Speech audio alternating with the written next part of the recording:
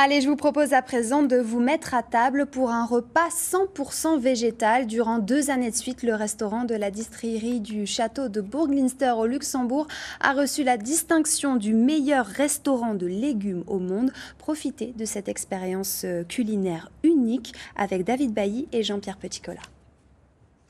10 h du matin, René Mathieu trimballe son panier dans son jardin géant, la forêt du château de Bourg-Leinster et son garde-manger, les plantes sauvages, sa passion. La spérule odorante. Donc la spérule, on appelle ça aussi la vanille des bois. Parce qu'en fait, cette plante, elle a la particularité, c'est qu'elle est très parfumée, mais pas crue. Il faut la laisser simplement faner. Et alors les saveurs vont se développer. On va aller sur des saveurs de la fève tonka, de la vanille. Depuis 2 ans, son restaurant propose un seul menu, 100% végétal. C'est pas de dire que je n'aime pas le poisson ou que je suis contre quelque chose. C'est vraiment la démarche parce que je suis un passionné par tout ce qui est nature et tout ce qui est plantes sauvages. Et à un moment donné, dans ma vie, je me suis dit, voilà, c'est ce que moi j'ai vécu dans mon enfance que je voudrais faire revivre à tout le monde. Dans la cuisine du restaurant, à 2 pas de la forêt, les assiettes deviennent des tableaux. Elles tournoient sans arrêt au fil des cueillettes et des saisons. On réapprend totalement une façon de cuisiner.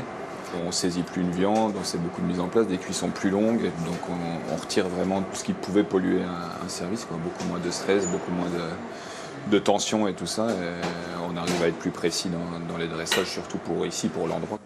Dans la salle, le spectacle est permanent. René Mathieu explique tous ses plats à chacun de ses clients. Et ici, je vais vous servir une sauce qui a été faite comme un beurre blanc, mais sans le beurre et sans le vin blanc. Le beurre a été remplacé par une huile de colza qu'on a figée avec un peu de beurre de cacao. Et le vin blanc a été remplacé par le métran. Donc il y a une boisson locale que l'on fait ici au mois de mai avec la spérule odorante. Le festival dure 2 heures. La danse des papilles est permanente. Ces 2 Américaines sont subjuguées par ce voyage culinaire.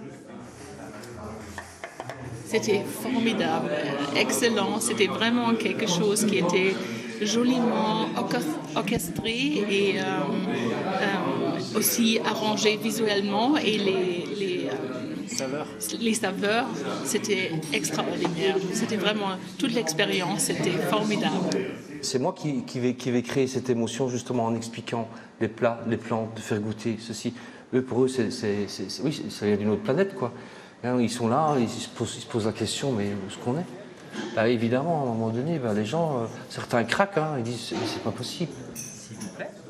Une parenthèse enchantée, un chemin vers l'inconnu. René Mathieu et son équipe nous bousculent dans nos références, nous faisant croire que les saveurs dégustées viennent du bout du monde.